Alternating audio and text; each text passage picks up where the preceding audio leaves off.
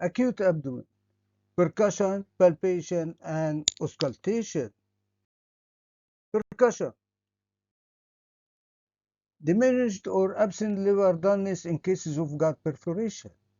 Mid-axillary tympani 5 centimeters or more above the costal margin means free air. Anterior tympani over the liver may be due to air distension, distended bowel loops. Palpation. Firstly, confirm the presence of or absence of muscle rigidity. Secondly, localize the area of tenderness. Thirdly, deeply palpate for abdominal mass.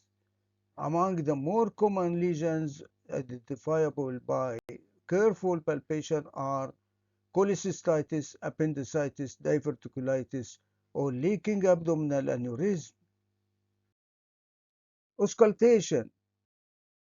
Listen at least for 2 or 3 minutes to establish the presence of silent abdomen, which means diffuse peritonitis.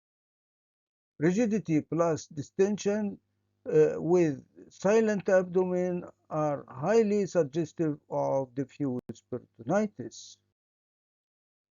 There may be persistent peristalsis in cases of established peritonitis, cases of gradual onset in areas isolated from the areas of the localized peritonitis.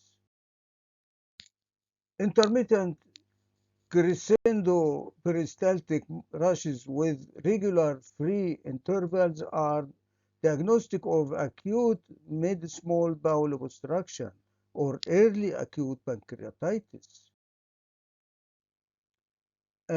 Abnormally high-pitched peristalsis with rushes not synchronous with the episodes of pain occur in cases of gastroenteritis, fulminating ulcerative colitis, or dysentery.